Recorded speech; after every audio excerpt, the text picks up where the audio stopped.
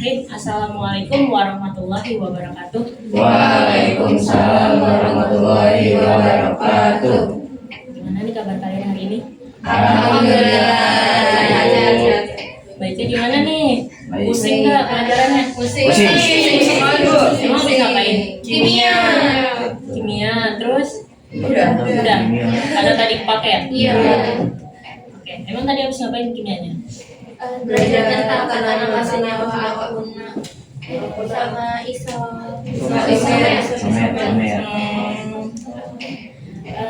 Sebelumnya Ibu ucapkan terima kasih kepada kalian yang mau mengikuti kegiatan ini, yang berkenan untuk mengikuti kegiatan ini. Sebelum kita memulai lebih detail lagi, alangkah baiknya kita berdoa terlebih dahulu ya. Berdoa mulai. Adalah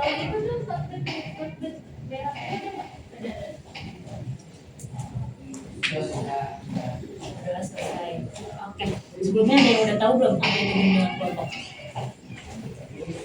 Kalau dulu pas kelas 10 pernah ikut juga kayak gini. Kalau dulu kita tuh di bimbingan itu kayak kita saling sharing cerita, ya hal menarik kayak dari masing-masing kita tuh apa. Iya.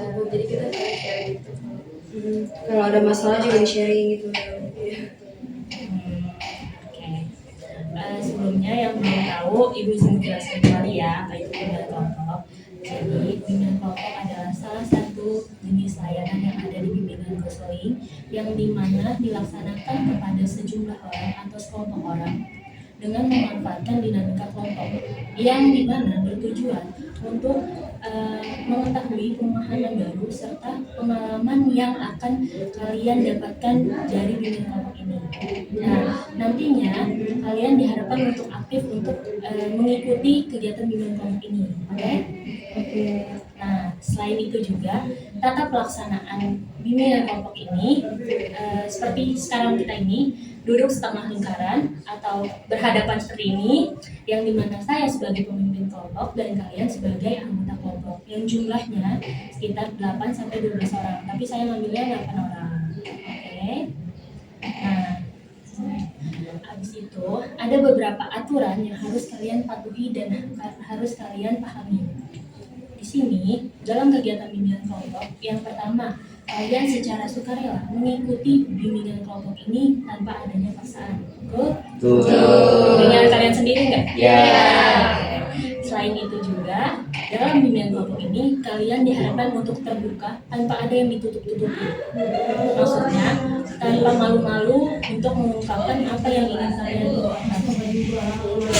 Selain itu juga dalam bimbingan kelompok ini diharapkan untuk menjaga rahasia, yang dimana jika ada informasi secara pribadi nantinya diharapkan untuk ungkapkan di ruangan ini tanpa memberitahu di ruangan lain. Maksudnya setelah kegiatan ini selesai jangan sampai informasinya tersebar di luaran. Oke, Bu. Dan yang terakhir ada kalian dimohon untuk secara aktif berpendapat dengan cara mengangkat tangan terlebih dahulu.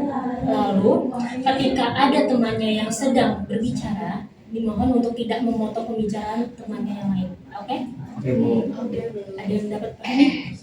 Ada yang mau ditanyain? Oke. Sebelum kita memulai ke acara intinya, saya mau perkenalan dulu nih dari kalian. Masih suka lupa yang mana nih nama-namanya. Oke. Jadi, nah di sini saya meminta kalian untuk nyebutin nama kalian, lalu hal apa yang membuat kalian kecewa. Waduh. Oke? Bebas. Dari saya duluan ya. Nama saya Sarah. Panggilan aja ya. Nama saya Sarah. Hal yang membuat saya kecewa itu ketika ada orang yang ngomongin saya di belakang. Oke. Next, boleh dari kanan atau kiri saya? Dari kanan. Dari kanan. Dari mana nih? Cuma panas. Sini aja ya, udah nggak apa-apa. Perkenalkan nama saya Nabila. hal yang membuat saya kecewa tuh kadang kita udah berbuat baik sama orang, tapi orang itu kadang masih ingatnya tuh selalu kesalahan dari kita mulu, terus nggak pernah ingat apa yang pernah kita buat kebaikan ke mereka gitu. Kan nama saya Rifa. Hal yang buat saya kecewa itu ketika ada orang kayak apa ya, dia tuh membuat komitmen atau janji, tapi di kemudian tidak komitmen. Di akhir itu dia mengingkari janjinya dia sendiri. Saya membuat yang bikin saya kecewa itu omongan orang lain yang emang cukup nyakitin banget kata-katanya yang buat saya. Misalkan nama saya salah, hal yang bikin saya kecewa itu kalau misal udah belajar sampai malam, udah bisa banget, tapi kayak nilai itu masih kurang. Lanjut. Bu, kita berdua bareng dulu. Lah, nggak boleh satu-satu Satu dong. dulu. Berdua. Masih ini ya. Masalahnya sama gitu. Masalah itu. Kan nama saya dari Kevin. Nah, terus hal yang bikin saya kecewa itu misalnya kayak temen datang kalau lucu aja gitu. Oke. Lanjut Wahyu. Bahkan nama saya Wahyu Al-Fatih. Hal yang paling kecewa itu sama ya. Sama. Iya nggak apa-apa. Itu udah misalnya nih dia teman udah ditolongin, dia lagi susah kita tolongin, tapi dia pas kita lagi susah dia nggak nolongin kita gitu bu. Sakit banget gitu ya. Lanjut. Nama saya Nuritsa. Saya yang hal bikin saya kecewa itu kalau misalnya saya sholat kadang masih bisa pada sholat. Masya Allah. Lanjut. Nama saya Yaya, panggilannya itu Yaya. Nah, hal yang bikin saya kecewa itu adalah tidak dihargai. Aduh, sakit banget ini. Oke, karena sudah perkenalan dari kalian. Nah, biar lebih enak lagi nih nanti ketika diskusi, saya mau kita main games dulu, namanya rangkaian nama. Jadi nanti kalian menyebutkan namanya. Nah, maksudnya saya orang pertama nih menyebutkan nama saya sendiri. Lalu orang kedua sebelum dia menyebutkan namanya, dia menyebutkan orang pertama. Terus orang ketiga sebelum dia menyebutkan namanya, dia harus menyebutkan orang pertama, kedua, lalu ketiga. Oke? Ya seterusnya begitu sampai akhir. Nah yang akhir nih bagian ini apa ya?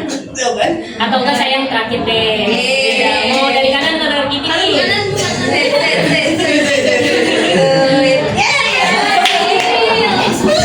Tiga kali. Boleh. Kamu duluan. Nama saya Yaya. Oke. Nama saya Nuritsa. Nama saya Yaya. Oh iya. Bukan gini aja langsung. Jadi Yaya, Nuritsa gitu. Oh, Yaya Nuritsa Wahyu. Jaya Nusa Wahyu. Nah, Jaya Nusa Wahyu Devin. Yaya, Nuritsa, Wahyu, Devin, Salwa. Yaya Nuritsa Wahyu Devin Salwa Aurel. Yaya Nuritsa Wahyu Devin Salwa Aurel Alifah. Yaya Nuritsa Wahyu Devin Salwa Aurel Alifah Nabila. Yaya, Nuritsa, Wahyu, Devin, Salwa, Aurel, Alifah, dan Nabila. Nah yang terakhir Sarah. Sebelumnya kan kita udah perkenalan nih, udah apa namanya perkenalan, udah mulai diskusi nih kita nih ya. Saya jelasin ulang apa aja yang harus kita patuhi dalam bimbingan kelompok ini.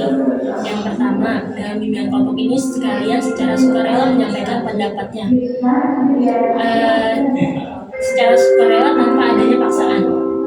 Yang kedua, nantinya dimohon kalian mengungkapkan pendapatnya dengan cara tidak ada yang ditutup-tutupi. Oke?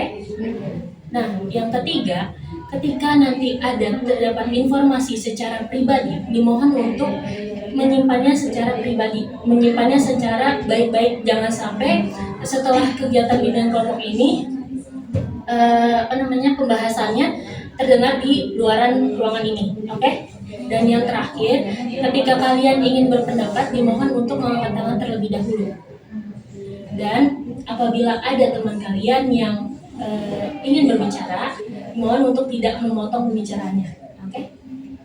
Oke. Selanjutnya, di sini saya akan menjelaskan kembali ada beberapa topik yang yang terdapat di bimbingan kelompok. Yang pertama, ada 2 topik yang akan dibahas di bimbingan kelompok. Yang pertama, topik tugas dan topik bebas. Oke? Topik bebas itu adalah topik di mana itu dilakukan oleh pendapat kalian, yang dimana sering terjadi di kalangan kalian nih, siswa-siswa, yang dimana topiknya itu sering membahas tentang bullying. Kalian sering kan mendengar apa itu topik bullying? Nah, bullying itu kan sering banget terjadi di kalangan anak SMA sekarang ya, yang dimana dilakukan baik secara media sosial maupun secara langsung gitu ya. Nah, setelah itu ada juga topik tentang tawuran. Nah, terutama nih anak-anak laki-laki nih pasti sering kan tuh terjadi adanya tawuran gitu ya. Dan supaya semoga Wahyu nggak ikut-ikutan tawuran, ikutan nggak? Enggak, alhamdulillah nggak pernah. Selain itu adanya pergaulan bebas. Nah, di anak SMA sekarang itu sering kali terjadi pergaulan bebas. Pergaulan bebas ini macam-macam permasalahannya gitu ya. Ada dari pergaulan bebasnya tuh ya yang entah dia mengikuti perkataan teman atau dia mengikuti gaya teman kayak gitu.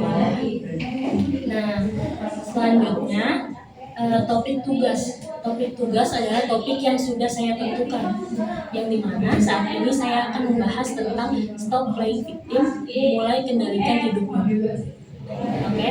Maksudnya apa sih Bu? Maksudnya adalah kita jangan sampai terjerumus pada hal-hal yang sifatnya playing victim, yang dimana kita bermain peran untuk menganggap diri kita itu benar, padahal kita punya kesalahan tapi kita tidak mau mengakuinya, betul? Nah, oke. Ada yang tahu nggak apa itu playing victim? Angkat tangan. Yang mau berpendapat angkat tangan. Oke, menurut Salwa katanya playing victim adalah memutarbalikkan fakta. Selain itu, ada yang lagi? Yang angkat tangan dong. Menurut saya playing victim itu kalau cerita yang dilanjutkan lalu tuh diputarbalikkan fakta kayak Salwa tadi. Terus tuh ceritanya tuh diceritain dari satu orang ke orang lain, jadi nambah-nambah.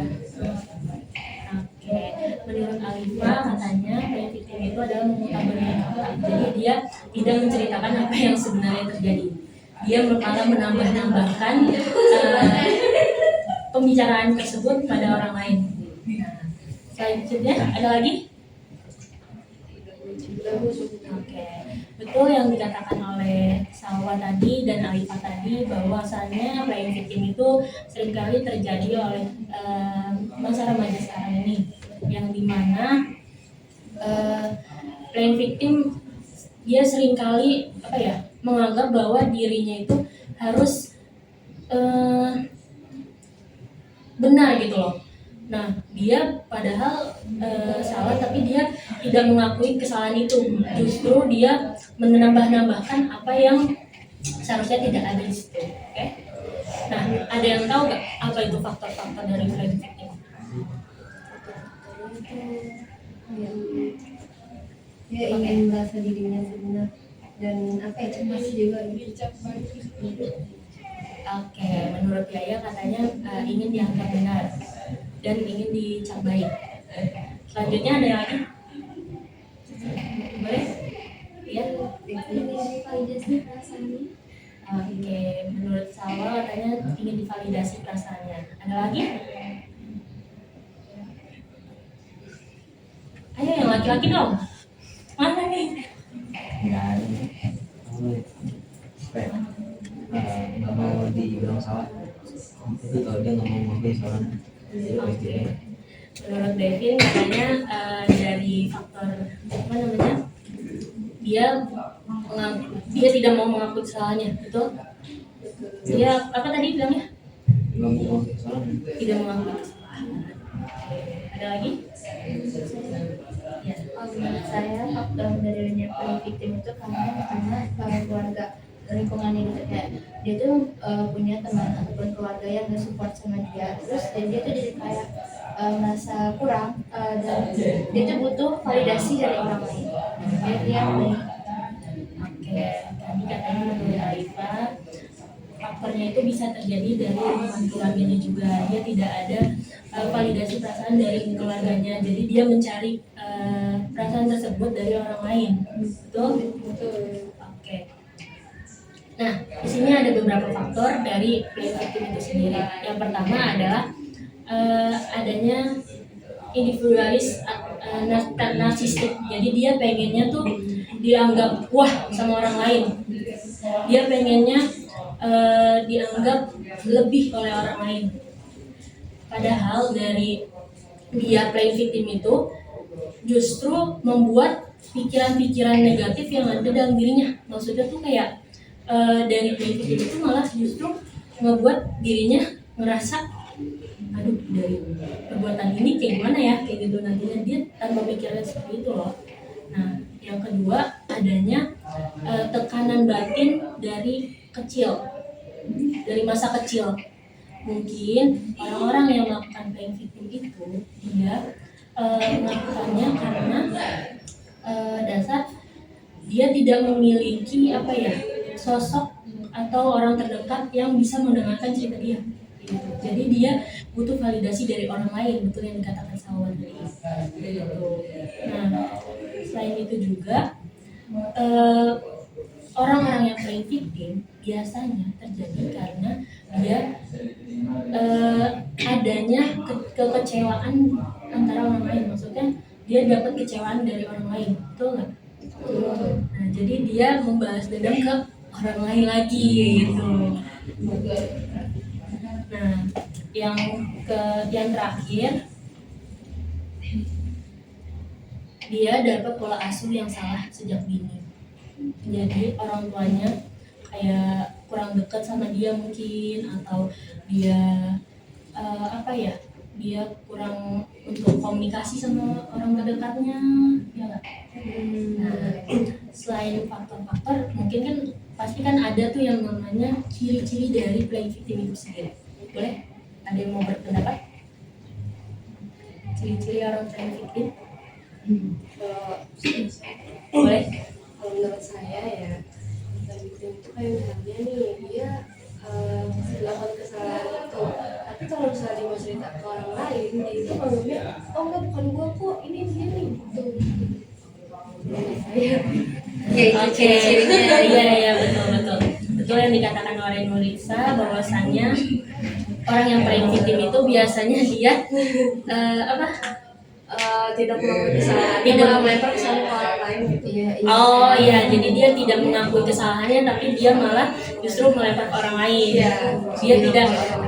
Nah, ya malah justru bilang ke orang lain, Malah melempar kesalahannya ke orang lain. melempar kesalahannya ke orang lain. Ada lagi? Boleh. Biasanya menurut saya kalau orang itu kan dia punya masalah sama satu orang, terus dia tuh menceritakan ke orang lain, tapi seolah-olah tuh dia yang disakitin gitu. Terus kadang juga dia malah menceritakan kayak kejelekan orang lain juga, terus lebih kayak dia loh yang jahat, jadi saya korbannya, padahal ternyata dia tuh pelakunya juga gitu. Ada Nabila. Benar yang dikatakan oleh Nabila, bahwasannya orang yang playing victim itu dia kadang justru malah menyalahkan orang lain tuh. Justru dia malah melempar kesalahan itu kepada orang lain dan tidak mengakui kesalahannya. Ada lagi? Munafik bisa jadi sih masuk karena dia melanggar ya apa yang seharusnya tidak itu berbohong. Jadi di sini ada beberapa ciri dari orang playing victim itu sendiri. Yang pertama, dia selalu menyalahkan orang lain. Itu yang dikatakan oleh Nabila, itu yang dikatakan oleh Nurisa.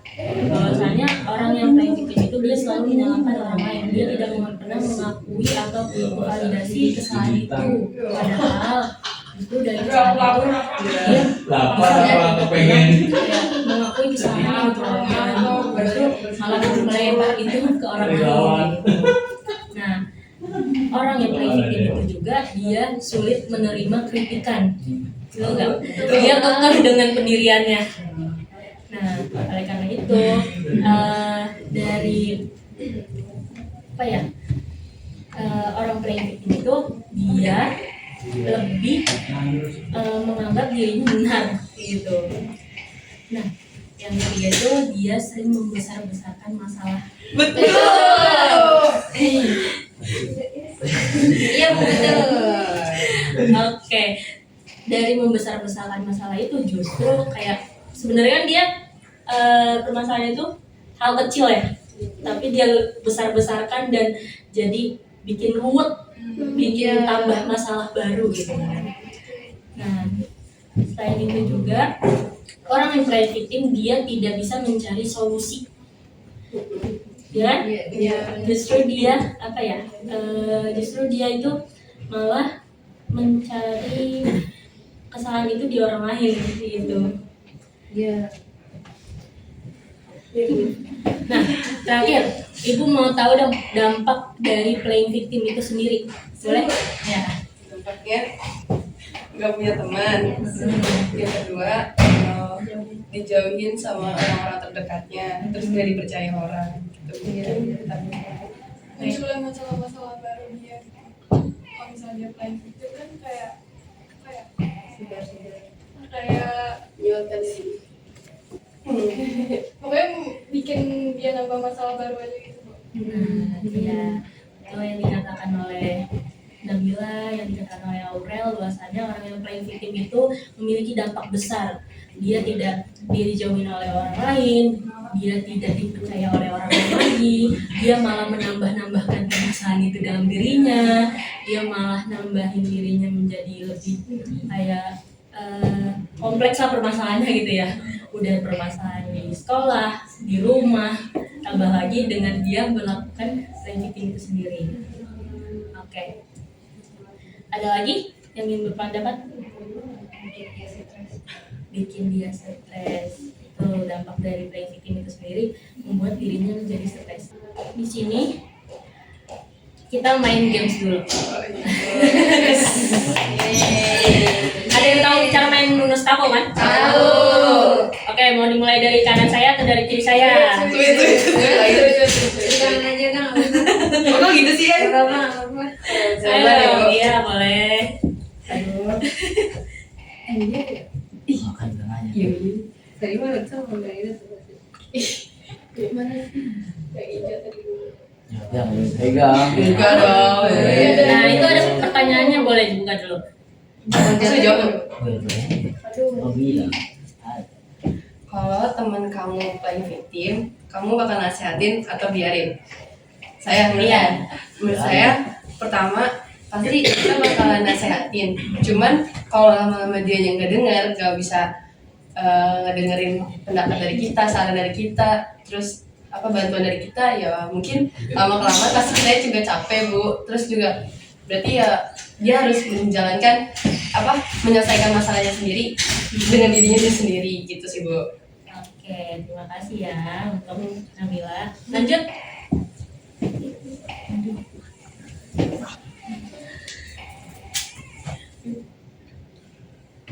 Ya.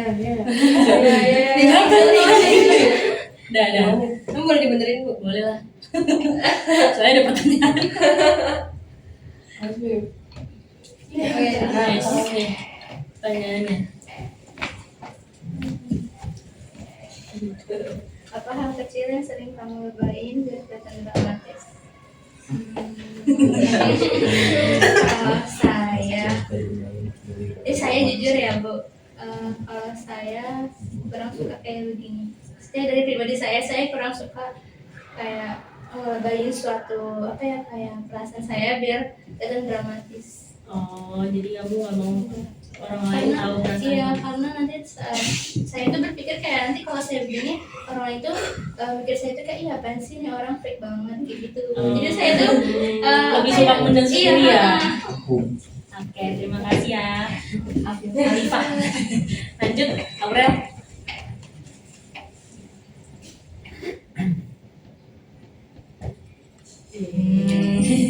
gitu tuh. Iya. Ini kalau jatuh gimana?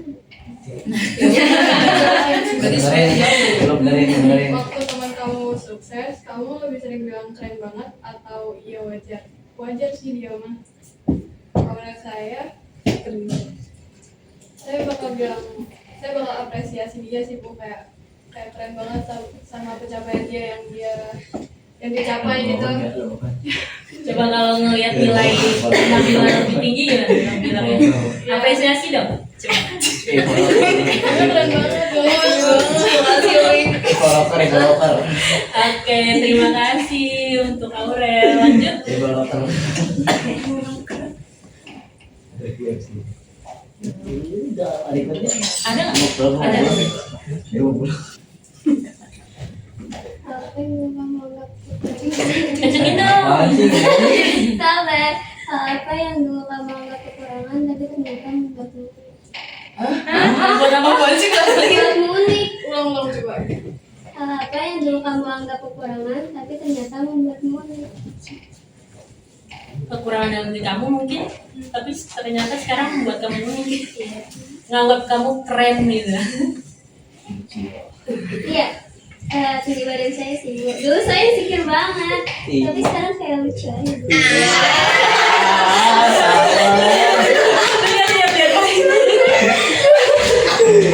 Boleh lanjut. Oke, terima kasih sama keren loh udah menutupi perasaannya.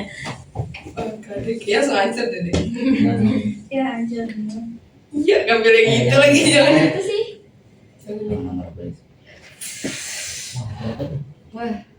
Ya.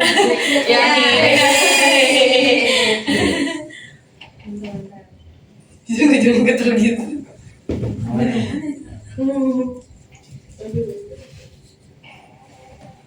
Apa pesan kamu buat diri sendiri biar lebih kuat dan gak gampang nyalain orang lain?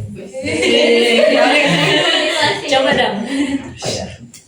Apa ya? Apa pesan yang ingin kamu katakan sama diri kamu sendiri supaya lebih kuat? Dia langsung mikir atau nangis ya? Aduh, aman ya? Di rumah gue ceritanya. Kalau ada masalah cerita dong, Kadek. Kita terus saya. Bentar loh. Terima aja gitu. Pesan apa yang pengen kamu ungkapkan ke diri kamu? Pesan buat diri sendiri biar lebih kuat dan gak gampang dan orang lain. Ya udah terima aja sebenarnya. Jadi nggak nyalain siapa.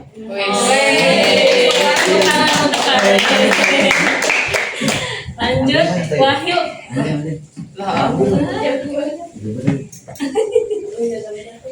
Ya Allah nih. Awas jangan kesenggol ya, jangan kesenggol. Jatuh deh Kayaknya gue deh yang jatuh. Oh iya benar.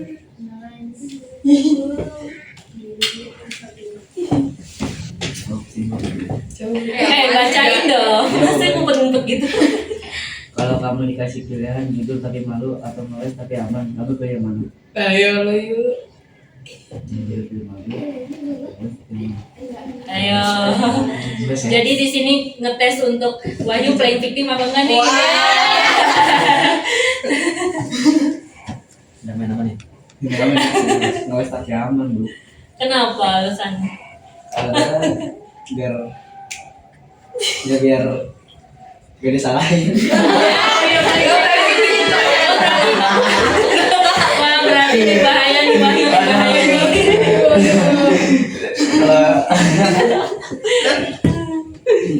Udah. Udah bu. Jadi biar aman nih. Iya biar aman ya. Iya biar aman ya. Jadi kalau lagi ada masalah Wahyu lebih baik ngeles dibandingkan Masalah jujur. Kalau masalah jujur bu. Oh, kalau masalah jujur. Oke, boleh. Nuritsa. Biasa. Iya sa, yang tengah-tengah itu nggak apa-apa sa. Wow. Wow. Mana pertanyaan kalau ada? Kalau kamu lagi salah, gimana caramu minta maaf dengan elegan? Kalau saya kayaknya bakal beliin sesuatu buat minta maaf. Minta maaf ke siapa? Ke diri Misalnya kamu? ke saya sama ke orang lain. Kalau ke orang lain saya nggak perlu kayak gitu. Oh berarti selfie ya? Iya, enggak. Saya kalau ke orang lain kayaknya bakalan ngasih sesuatu yang buat orang itu senang gitu. Terus sambil kayak maaf ya, maafin.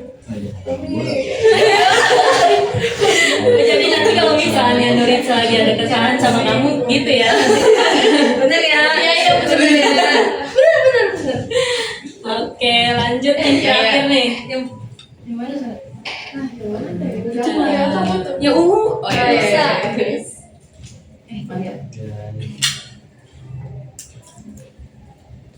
Apa yang bisa kamu lakukan untuk lebih menghargai prosesmu sendiri?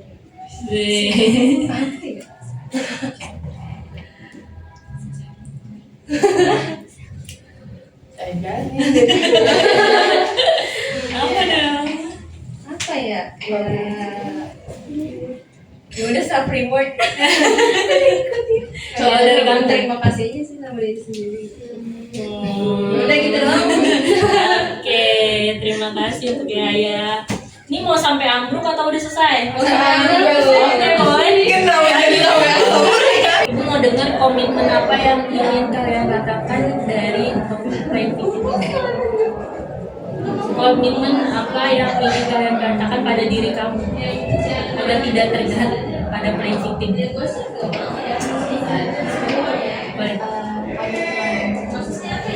Saya buat diri sendiri, jangan gampang menganggap orang lain, cari tahu dulu ceritanya itu benar atau salah atau tidak benar. Terus juga jangan gampang menghakimin orang lain biar nggak ikutan juga victim.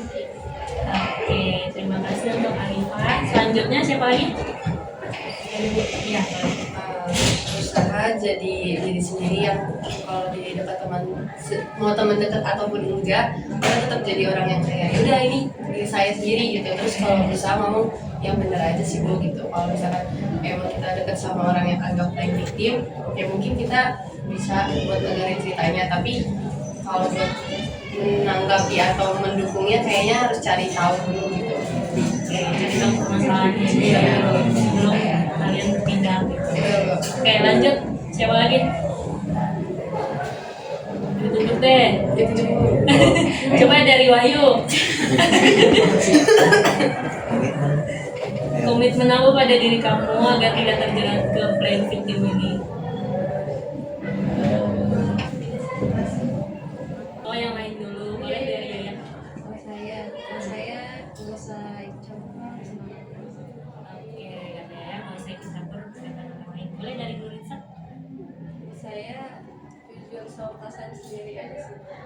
Gitu. Kalau salah mau salah ya udah salah. Terus kalau benar ya udah benar katakan gitu. Oke, kata Nuritsa Katakan benar. jujur sama perasaan diri sendiri. Iya. Oke, lanjut David.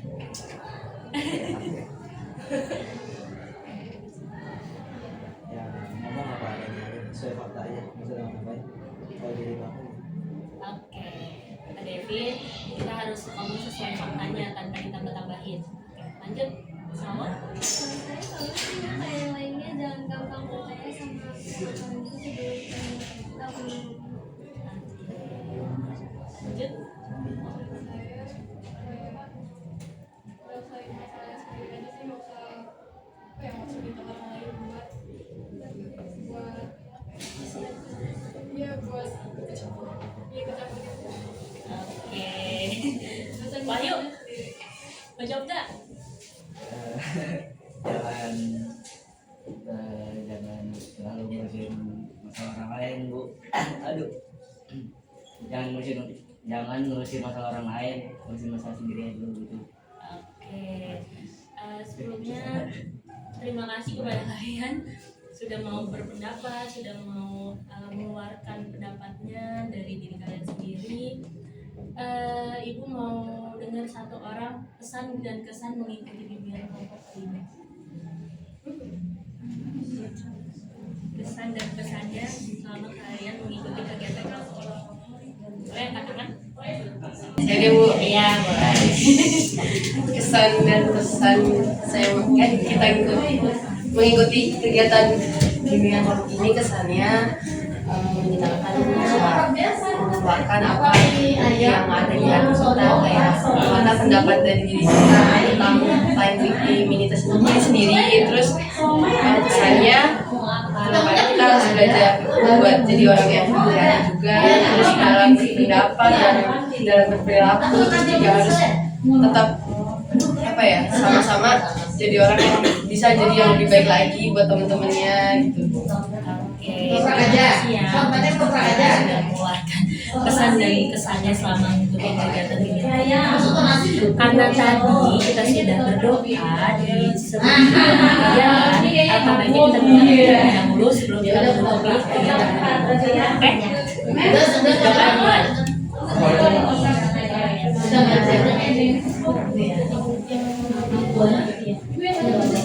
Oke, siap. Tentu aja ya, Mas ya. Sebelumnya Ibu ucapkan terima kasih kepada kalian sudah mengikuti kegiatan hari ini. Semoga apa yang Ibu sampaikan dapat dipahami. Semoga dari topik ini kita terhindar dari orang-orang yang main victim. Kita bisa hidup lebih enjoy lagi, lebih apa ya, tenang lagi tanpa orang-orang kita seperti itu. Oke, di sini ada sedikit hadiah buat kalian.